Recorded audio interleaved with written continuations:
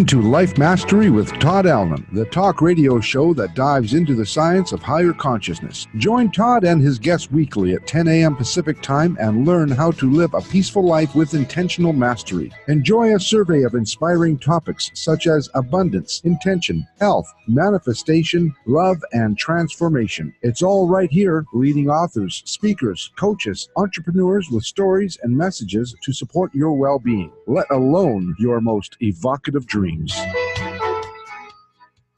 Hey, it's another groovy day, and most of you know that's because I make it that way. I woke up this morning and said it's a groovy day, and it's been that way ever since. So nothing's going to change, I can promise you. Welcome to Life Mastery Radio, the talk show that brings you thoughts and ideas for you to use on your very own life mastery journey. Before we get started, I always like to get myself centered and situated a little bit. And if we just take a minute, maybe close your eyes if you felt comfortable doing so, and really kind of just focus on being consciously connected to that which gives you power. Whatever it is that you believe in, it could be the tree outside the window. Just consciously connect yourself to that which you get power from. And let's take in a deep breath. Stay connected to that and just let it out with a big ah, and just let your essence flow through you and out, up from the solar plexus, through your heart center, and right out of your speaker box.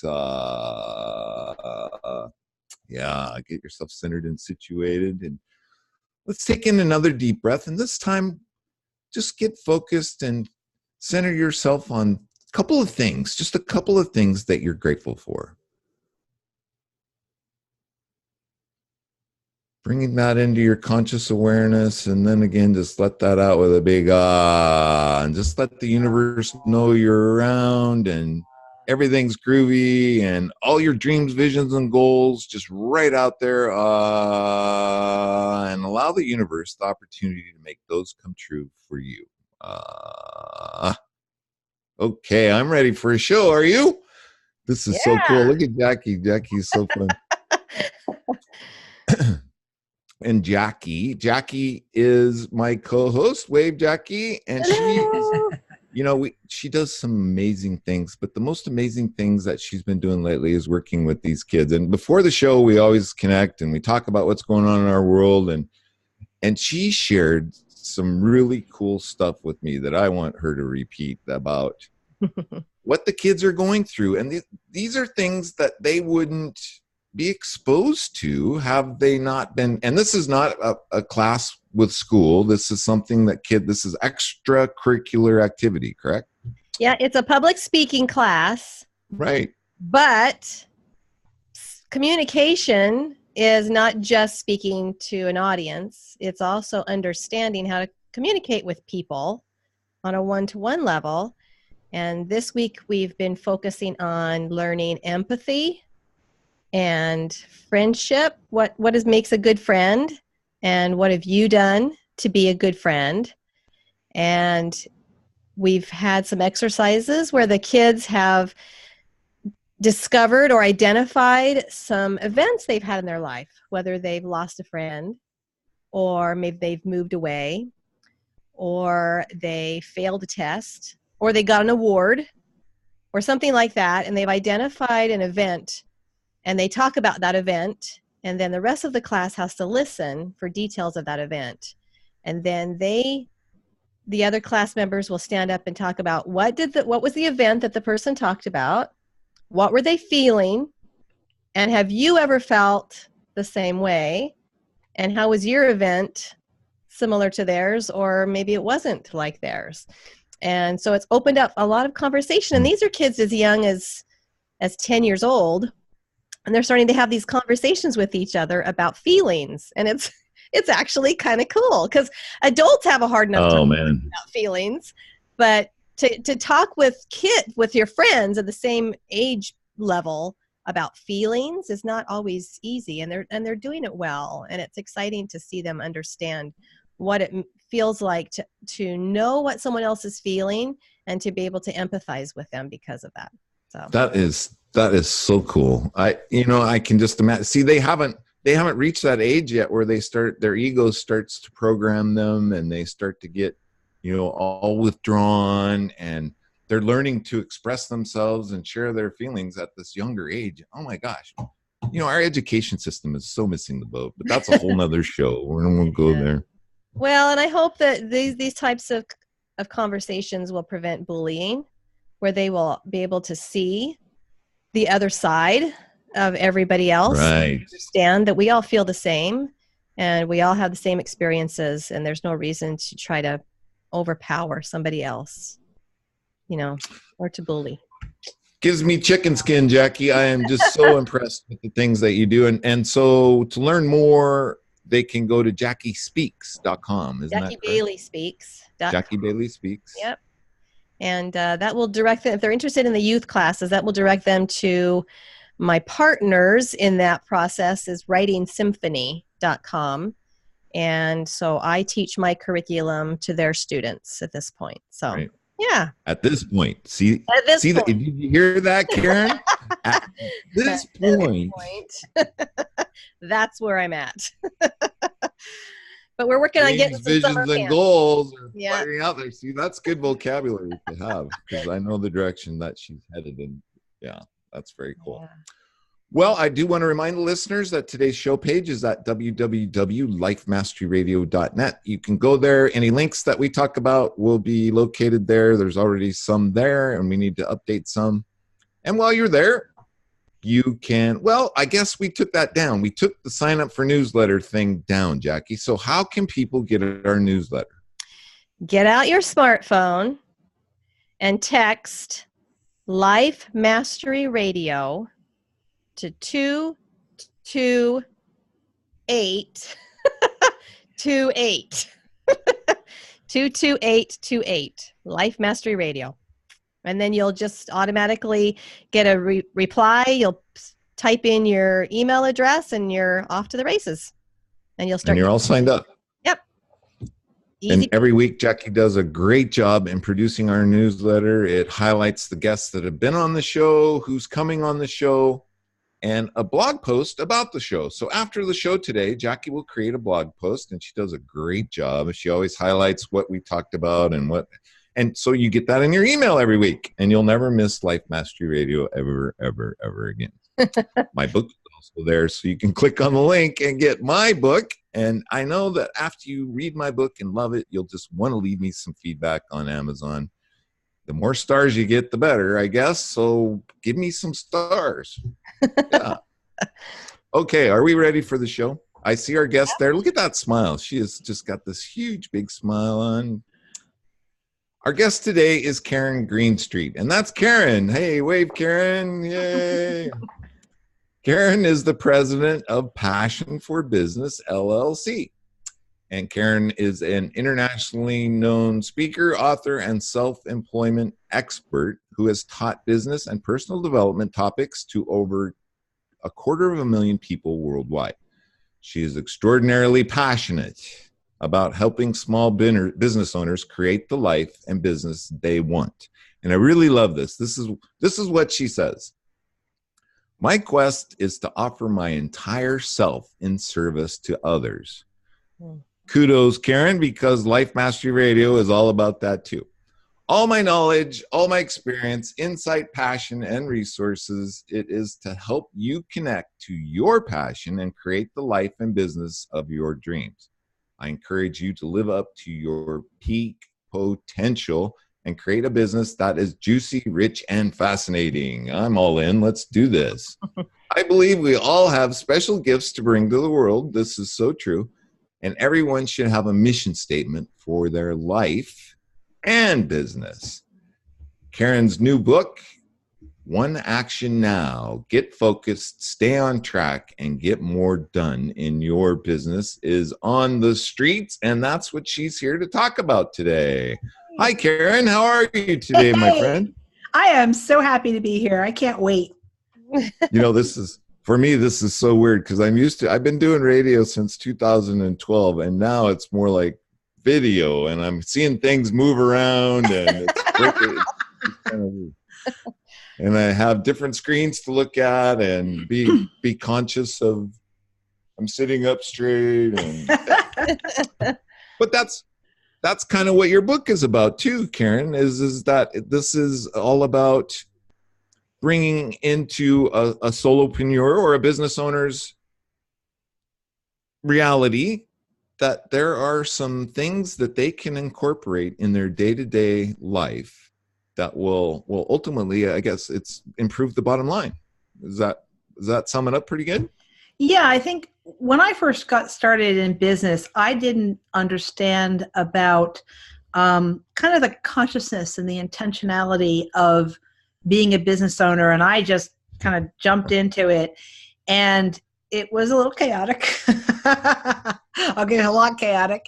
And I began for myself on this journey of, how do I find focus? How do I stop being distracted? How do I get things done? How do I keep things organized? How do I plan out my projects and stuff? And I realized, I put this on Facebook today. I had found this quote, we can't grow our businesses if we're the bottleneck. If you're the bottleneck in your business and you're the owner, your business isn't going to grow. And I experienced that firsthand myself when I first got started.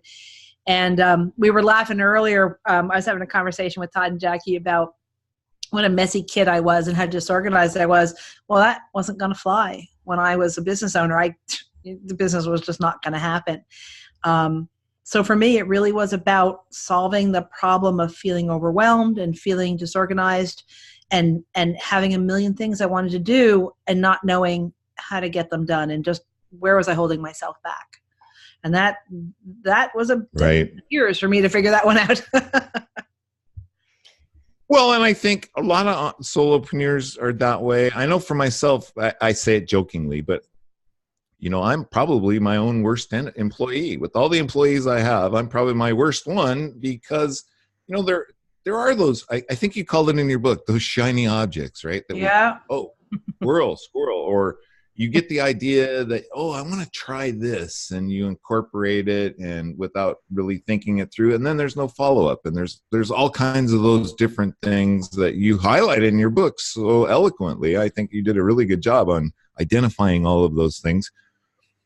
But for the person, Karyn, that's just starting out, what are some of the things that they really need to start to consider? And what comes to my mind is putting a process in place. Yeah, I think I've worked, when I was a small business consultant and I worked with thousands of small business owners, the place where they seemed to get stuck was either they weren't clear on their goals. Crystal clear on what their goals were, or they didn't know why they wanted those goals. Sometimes those goals were what other people told them they should have or what they thought they should have. And so they kept bumping up against this resistance to getting these goals achieved. And part of it was because they didn't know really what the goal was or what it was for, why they wanted it, how it related to their values, and what was the motivation behind it. And so the process that I was taking them through was to get crystal clear on their goals first, to compare their goals to their values and saying, well, what is this goal going to do for you? What's the point of wanting to achieve this thing? Right. And that's eye-opening for people because it forces them to say, oh, this is someone else's dream. It's not mine. Or when you talk about the shiny object syndrome, you're like, well, I want to do this thing because it's new, it's different, it's exciting, because some people like to start projects but not complete them. And constantly going back to that why. Well, why do you want to do this? Why do you want to do this? And I think that that's a good starting place for anybody, is to really sort of hunker down and focus on that motivational piece, because everything falls underneath it. And so if you aren't clear on that, the rest of it will be very, very difficult to achieve. And if you find yourself stuck, your business isn't moving forward, the very first place to go is to ask yourself, what are my goals? And I mean really detailed, what are the goals? Here's the key though. A goal is not a project. A goal is an outcome that you get. A project is the thing you get to that goal. And so sometimes they get confused between those two things. So I encourage people to go back and look at their real goals and why they want them.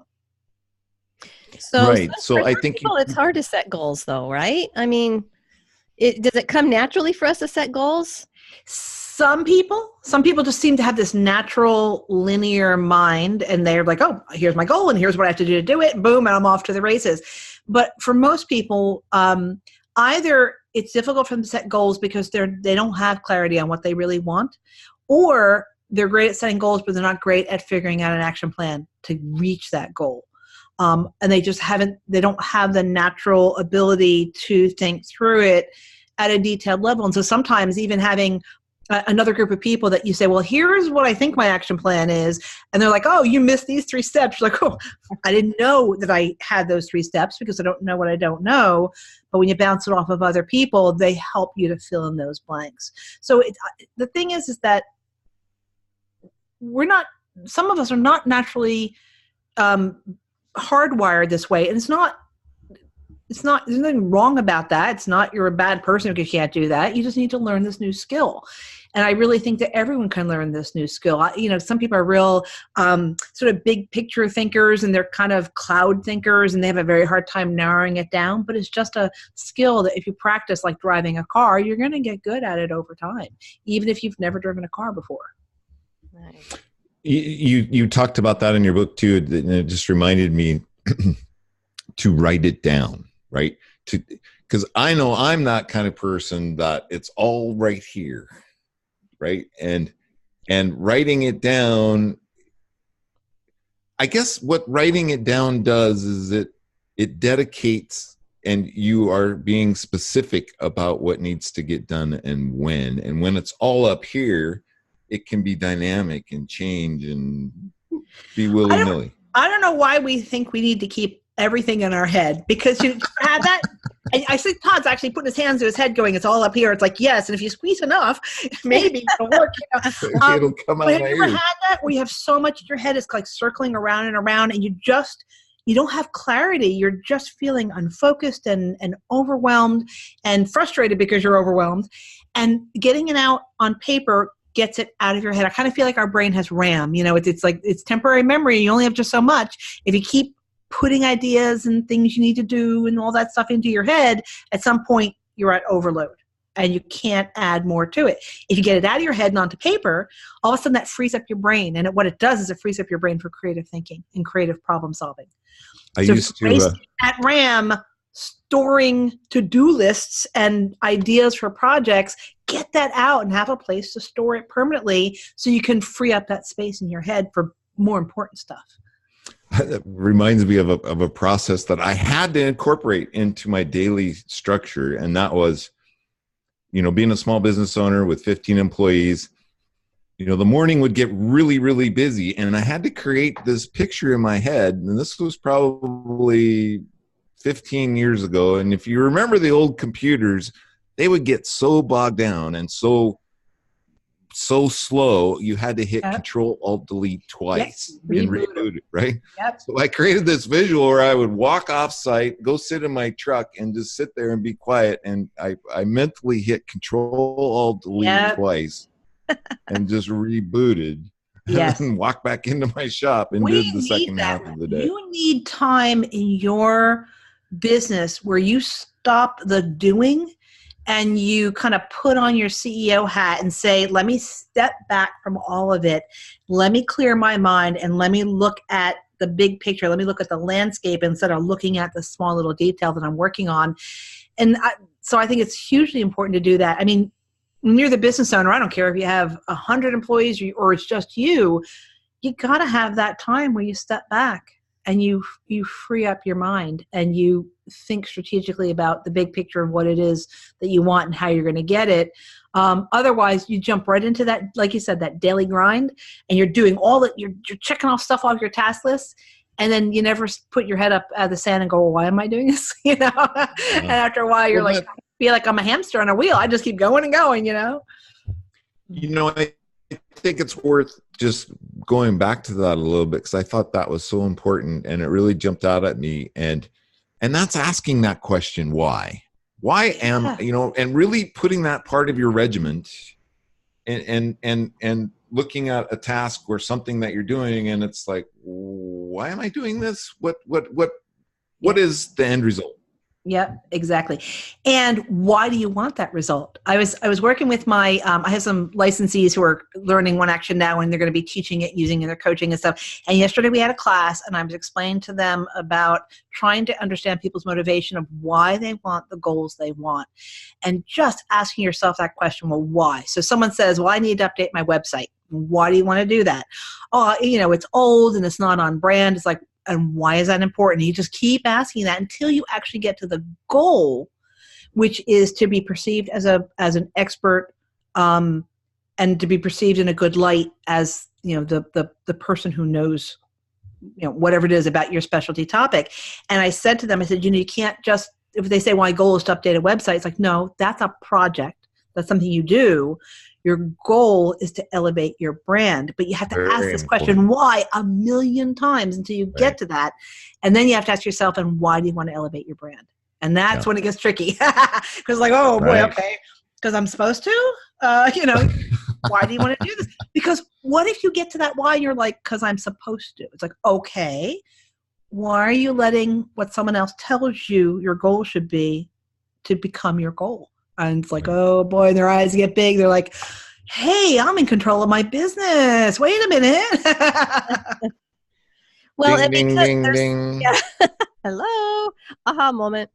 Well, once you figure out what your goals are, though, then you've got, if you're like me, you've got all of these tasks in your head and all of these projects you've got to get done, or these people you've got to call, or these projects you have to create, whatever it is. How do you then take all of that and prioritize it? What are some steps you provide in your book that helps people to just organize every thought in their head, even if it's on paper? How do you figure out what to do first? Right. Well, it's just like Todd said, first get it out of your head and get it onto paper. And I don't care if you use like a mind mapping software to do it. I don't care if you're going to handwrite a list. I don't care if you use, it doesn't matter what tool. There's, when I'm teaching this class, it's like, here are 6 tools you can use. Whatever one works for you. There's no perfect tool or perfect process. It's all about getting it out of your head and getting it in front of you so you can see it clearly. And then what I do is, of course, I try to list my tasks under each project. For those of you who are listening to the radio, you can't see this, but I have a to-do list. I know it sounds crazy, right? And essentially, it's a piece of paper divided into squares, and each project is its own square. And the next 4 or 5 things I have to do for that project are listed there. Not everything I have to do, just the next few steps. That's why the book is called One Action Now. What's the one action you're going to take? Because you can only do one thing at a time. So it's about getting it all into your head, getting it onto paper, figuring out which steps have to happen first. So as an example, if someone were to say, well, I need to update my website. It's okay. Well, what do you need to do first? I need to find a website designer. Okay. So can you update your website without a web designer? No. So that really has to be your first task. Okay. What's the second task? Well, I need to rewrite my copy. Can you rewrite your copy while you're looking for a website designer? Oh, yes, I can. While I'm waiting for a call back, I could be rewriting my copy. Can you update your website without the new copy? No, I can't. So you start to say what can happen at the same time and what is dependent on something else happening first. And so you begin to lay this out, and you begin to think through it. You're like, oh, I see how this works. And then figuring out what to do first, which task or which project to work on first. It all goes back to your goals. What are your most important goals?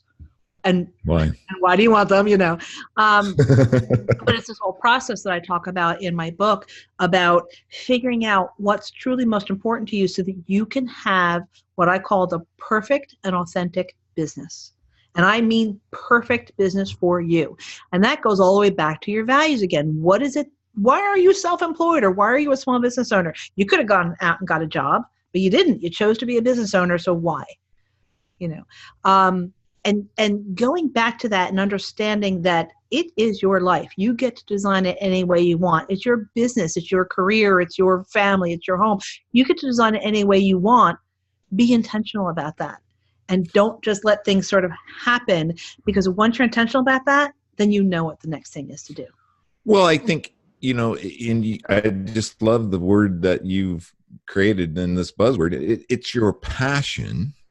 And I think here, maybe we should speak to this. I think that your book helps a person, especially small business owners today. They have this passion, and they take some of those steps, but then it's no longer a passion, it's a pain in the gazoo.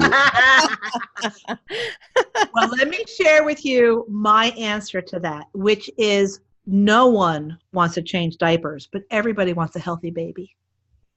If it's really important to you, you'll do whatever the grunt work is that you have to do in order to make it happen.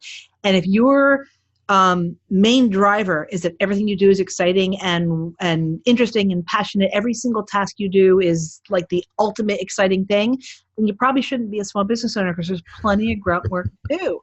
So when you're doing, when you're answering your 17 million emails or whatever it is you're doing, and you're starting to feel grumpy about it, say, wait a minute.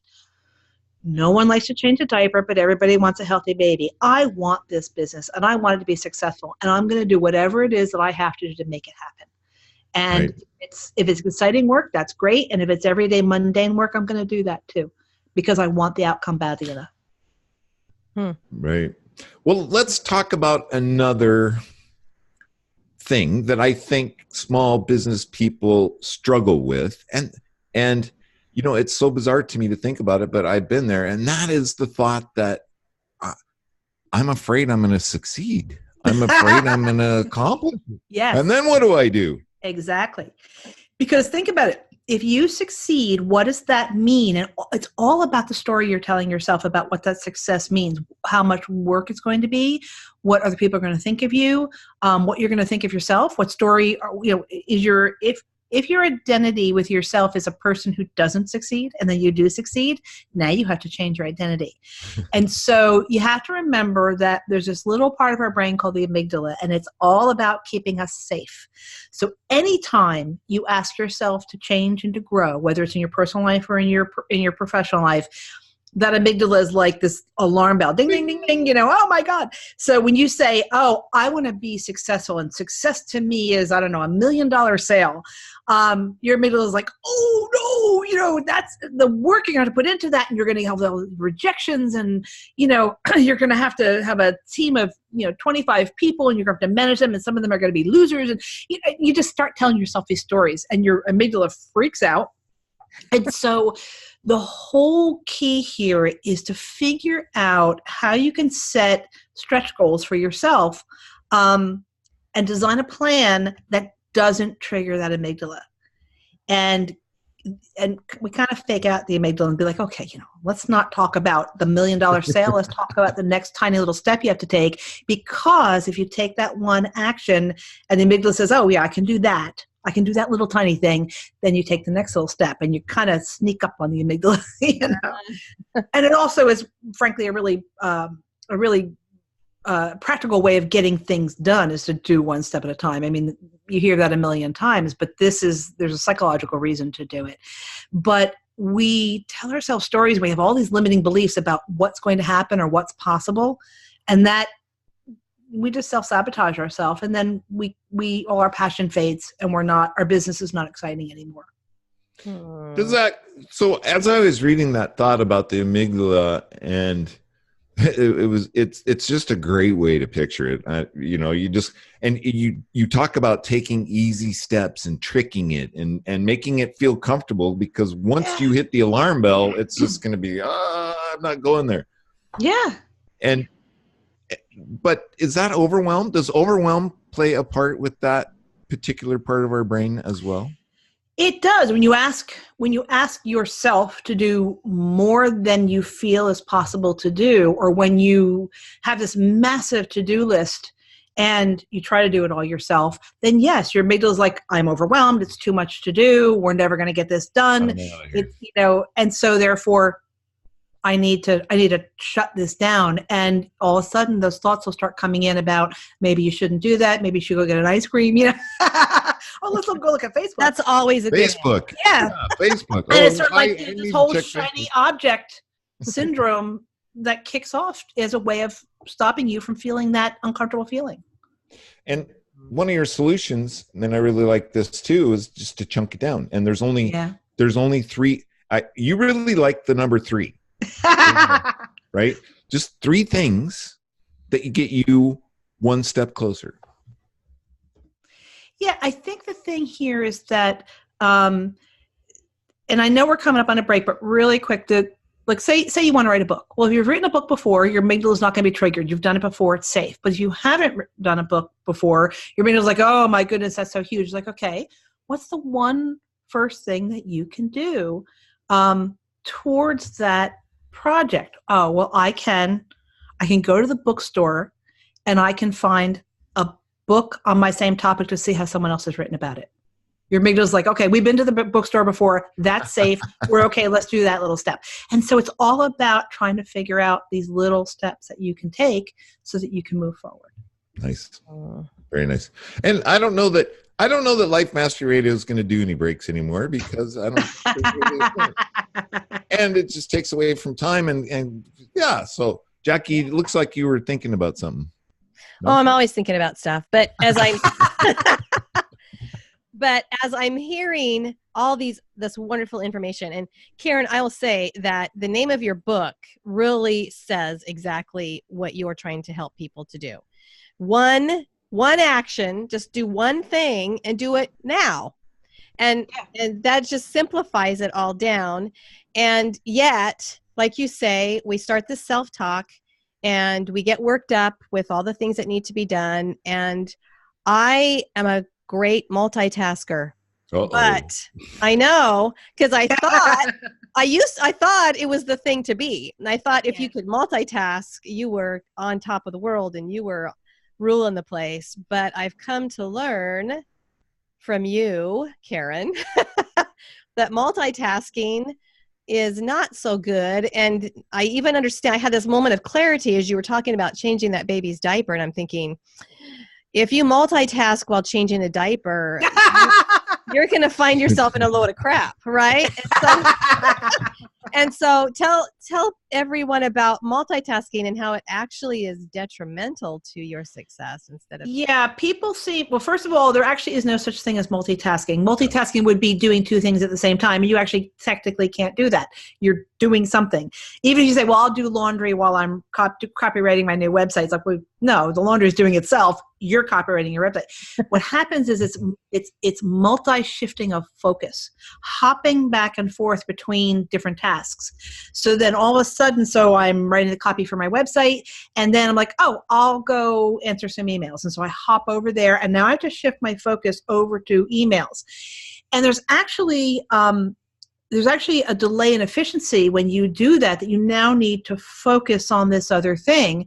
And then when you go back to the copywriting, you need to do that shift back again. And it really slows you down incredibly. I mean, it's not efficient. In fact, it's the worst thing you can do. You are better carving out and saying, I'm going to work for an hour on this copywriting, and then I'm going to spend a half an hour doing emails, instead of saying, I'll do 10 minutes of copywriting, 5 minutes of email, 10 minutes of copywriting, 5 minutes of email. You're losing, when you lose focus, you're losing time and you're losing efficiency. And I know that people, they say, well, I get bored doing the same thing. I was like, well, then figure out a way of saying, okay, I'm going to focus for this amount of time and be intentional and deliberate about it. So the brain can focus for about 20 minutes before it kind of needs the mental break.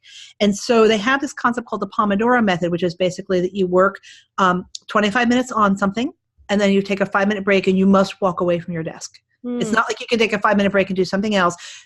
Remember, Todd, you're talking about clearing your mind? Take that 5 minutes and clear your mind, then go back and do 25 minutes and then take another 5-minute break. When I was writing One Action Now, it's exactly how I wrote it. I would block out like 3 days at a time just to do writing. I would literally put a kitchen timer out for 25 minutes, and then every 25 minutes I take a 5-minute break. Go outside, look at the sky, get a cup of coffee, whatever, and get away from my desk. And I was able to write the book in a relatively short amount of time by really getting focused. But I had to learn how to do that focus. I had an entire year where my theme for the year was focus. And for that entire year, I was like, how do I be focused? How do people do this? Because I couldn't do it. How do I stop getting distracted? How do I figure out what's most important to work on and stick with it? And one thing that I love, this phrase I just kept saying to myself was, I do complete work. And I was like, wow. And so I'm writing something and I could feel my brain going, you should check Facebook. Wouldn't you love to go have a cup of coffee? It's like, no, I didn't work. I've committed to 25 minutes. I'm doing 25 minutes. Then I can take my break. Sometimes I feel like your brain is like a little child and it like talks to you and like tries to pull you away. And sometimes I feel like I have to say, look, to my brain, I'm saying this, you go stand in the corner for 25 minutes. And I promise you, we are going to have a great conversation in 25 minutes, but you need to go stand in the corner because you're annoying me. Well, now you see, my amygdala is getting all worked up right now. Yeah. Because I'm feeling like if I time myself for 20 minutes and I get on this great roll, you know, and I'm feeling the creativity just flowing out of me and it's flying out my fingers onto that paper or whatever. I'm thinking, do I want to stop this now? What do you say about that? Yes, you would. I thought the same thing because I'm the kind of person, I love intensity. So when I get into something, I could like sit for hours and do it. I mean, like my ankles are falling asleep, you know? And I tried this Pomodoro technique because I said, I need 45 minutes or an hour. 25 minutes is not enough time for me, you know? And actually what I found was that 5-minute break was so short. I mean, really, 5 minutes is tiny. Yeah. I could just jump right back into it. Okay. And because I had made the promise to myself that I was going to do, we call them sprints, 3 25-minute sprints, that, you know, I would go and take a break, and it was such a short little break, but it was just a little mental clarity. Boy, I come back and my energy was up, and I could work for a long time without getting mentally tired. You know, there's a difference between, you know, at some point you're like, okay, my back hurts from sitting so much. But for me, it was the mental tiredness. I wasn't as crisp. And for me, I want to be crisp all day. I don't want to be crisp just up until 3 o'clock and then dive off. I mean, I want to be mentally alert and vital for the whole day. And for me, it's about pacing. So when they say, you know, business is a marathon, not a sprint, that's what this is. For marathoners, how do they do it? How do they keep their vitality and their energy up throughout the whole race? Because that's really what this is in the end. Wow. I think, you know, all throughout your book, what I'm picking up on from you, Karyn, is that this book helps a person get regimented, right? Is that?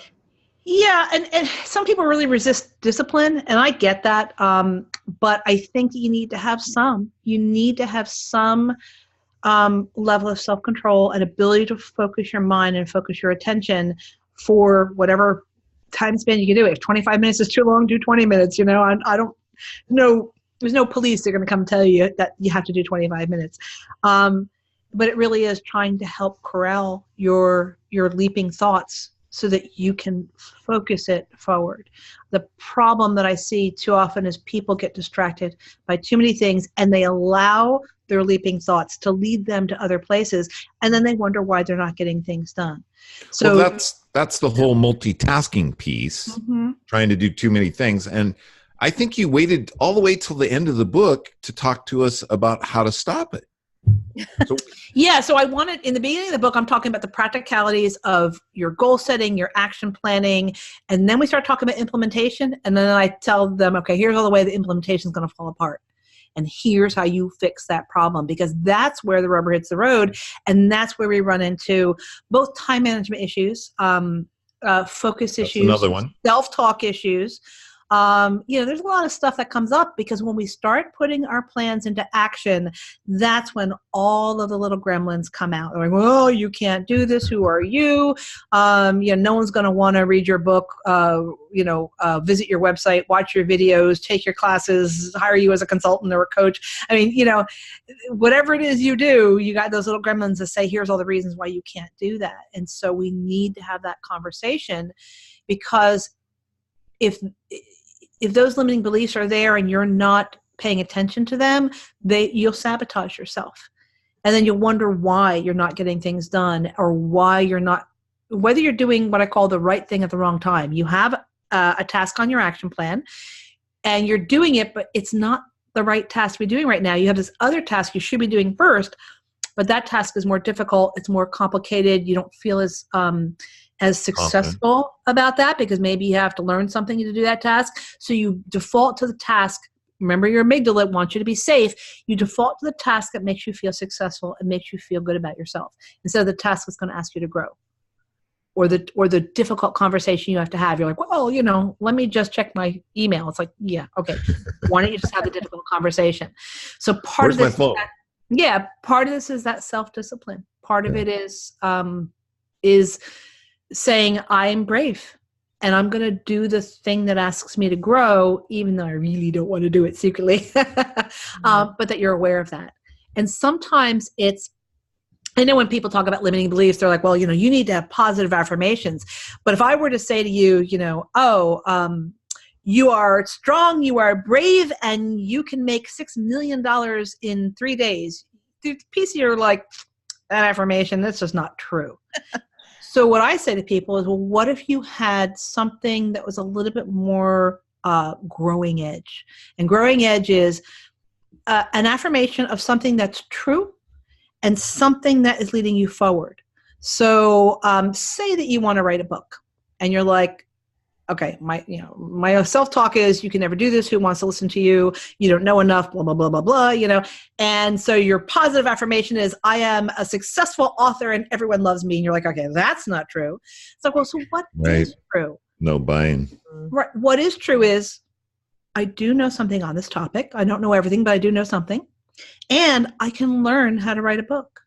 So there's 2 positive affirmations that you can say that are true in the moment and are leading you forward and are much more supportive than the who are you to write a book and you don't know anything. Right. And the extreme positive affirmation, which is you are a successful author. It's like that you got to find a place where you're speaking the truth. You have to own your body knows it. Right. Yeah. Well, and I think let's just talk about that, because in the beginning of your book, and I know there's 2 schools of thought about this, but in your book you made it so real, and that's with goal setting.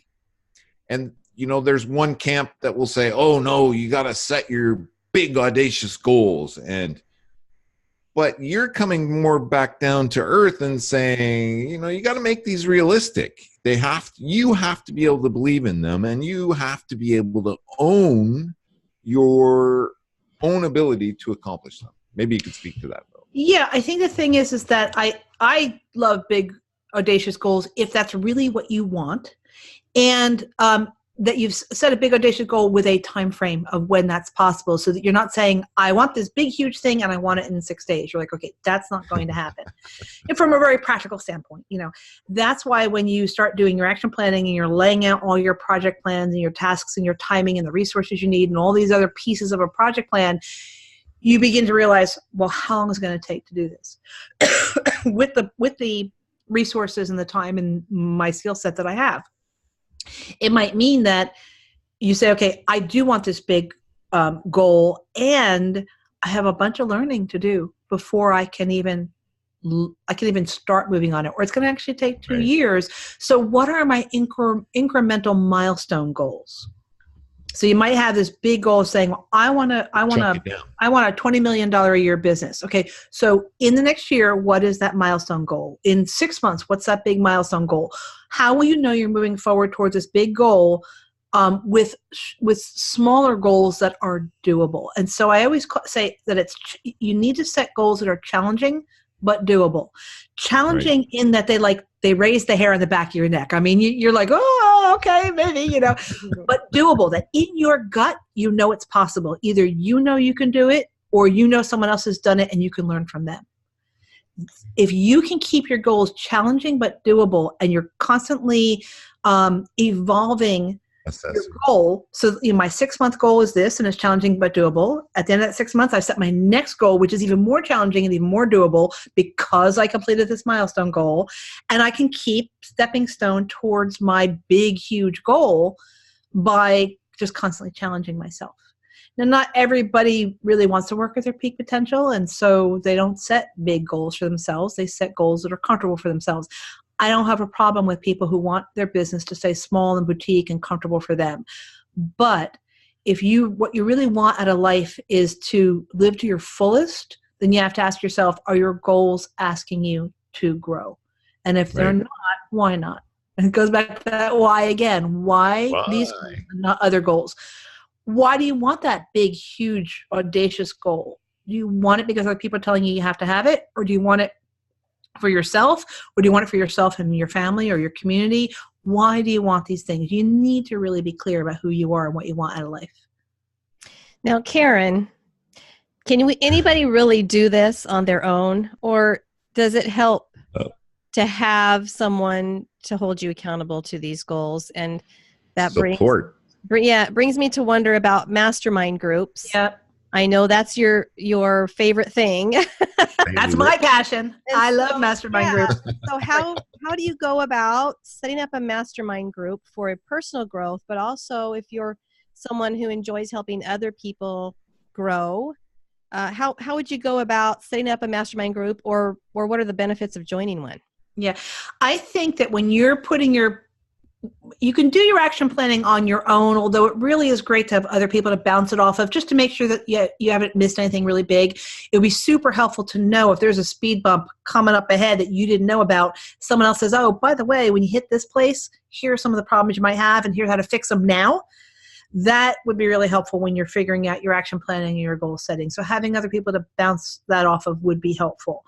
When it comes to implementation, I don't know anyone who's had an implementation plan that's ran absolutely clockwork perfect. It just, life happens. Murphy's Law, unexpected things happen.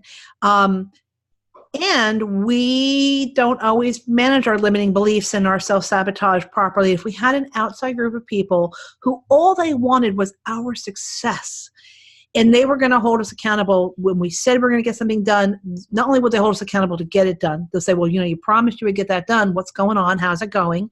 But also would be there when we hit those speed bumps to say, okay, here's how I solve that problem. Here's a best practice. Here's an idea. Here's a tip. Here's a resource that you could use to help you move forward. I think you're going to move forward faster with a mastermind group. And the whole point of a mastermind group is a group of peers, people who are in the same situation as you, a group of small business owners, a group of people who are writing a book, a group of people who are new first-time mothers. I don't really care what the topic is, but they have something in common. So they're peers. And their whole purpose is to brainstorm and give advice to each other and to help them solve problems as they create their action plans and as they implement those action plans. And so I think accountability is hugely important, telling other people what you think you're going to do or what your plans are to do, and then actually getting that done. Your mastermind group isn't going to punish you if you don't get it done. Well, actually they might have every time you don't get a task done, you have to put $20 in the jar kind of a thing. Maybe they will, Yeah. But they're going to hold your feet to the fire, and they're going to ask you to remain honest. And they're going to do it my hope is they do it in a gentle and loving and kind way, but firm, Some people don't like that kind of accountability. They figure I can do it. I can get it all done myself. But the problem that they come up with is that when they hit a roadblock, they have no one to reach out and get that help. Well, and there's in mastermind groups, I have some experience with them, not a whole lot, but I know the mastermind groups that I've been a part of, and one of them for sure helped create Life Mastery Radio, right? And here I am, 9 years later, and this all happened in a mastermind group. But what I do know about them too, Karyn, is it's a great place to brainstorm. All of these ideas come together that you individually probably would have never come up with yourself. You okay? I get so excited I start to cough. Well, it's interesting because when about 4 or 5 years ago, I had to make a big decision about the future of my business, which way I want to go. I was a small business consultant. I was working with 30 or 40 people at a time, one-on-one conversations throughout a week. And it was just, it was exhausting. I was so burnt out. And I was running mastermind groups on the side. And I was trying to figure out, do I keep going down the small business consulting pathway? Do I try to figure out how to change that business to make it not so exhausting? Or do I work with mastermind groups? And what do I want to do with those mastermind groups? And I took it to my mastermind group and I said, well, here's my choice. I think there's more traction with mastermind groups. There seems to be more of an audience and so forth. But I had been teaching people how to run mastermind groups for 15 years. I was kind of a little tired of it. I was like, it's not interesting enough for me. I could do this other thing, which is interesting, but I don't think there's an audience. And of course, as a business owner, you're like, well, if there's no audience, hello, you don't run a business without having people want what Where's you want. my market? And so one of the people in my mastermind group said something brilliant to me. She said, you love mastermind groups. You love this topic. You're a little tired of it right now because you've been doing it a long time. She says, what could you do to make that business more interesting and challenging and exciting? Expand your vision for it. Redesign it to bring that energy back. That was eye-opening to me, because in my mind, that business had a certain design, and that was it. And I was stuck. That was what the design was. And what she was saying basically was, well, rethink it all. And I did rethink it all. I was like, well, I want to bring mastermind groups to the entire world. And I want to, create this huge mastermind group for mastermind group facilitators. And I want to, and all of a sudden, boom, I had these brilliant ideas about how I could expand this and really make this something that I could be really excited about. But without my mastermind group partner saying to me, think differently, open your eyes, change the way you're perceiving this, I was stuck. I couldn't see it until someone showed me, kind of held up a mirror and said, hey, what about this? That's the power of a mastermind group, and that's the power of being excited about your business. And if you are getting a little tired of your business, maybe it's time to rethink it and talk to other people about it and say, what am I not seeing that is a possibility of a way of moving forward? Oh my goodness, ladies. We just have 4 minutes left. Where did all the time go? I do want to remind the listeners, here's the book. This is Karyn's book. It's available on Amazon. Look, Jackie. It's a great little book. I think. Oh, that's funny. That you will find a lot of solutions. It is a book to help you get focused. And ultimately, Karyn, right, the bottom line is what we're all after. We want to increase that bottom line. And yes, a little bit of organization can go a long way. I think that being strategic and thinking about your business from the big picture standpoint, crucial. And we just need to carve out time to do it. There you go. And your website, oneactionfornow.com. Nope, just oneactionnow.com.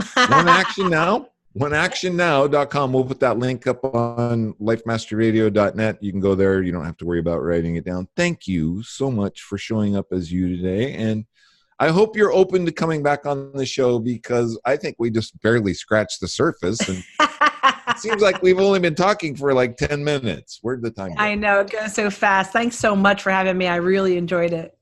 It was it's great stuff. So your book is full of so much wonderful information, and every member of our audience out there can benefit from something that you've said. So great. Yep. Get it, guys. Yeah. Get the book. That would be something to mention, is tell a friend. Life Mastery Radio. It's where you met Karyn Greenstreet.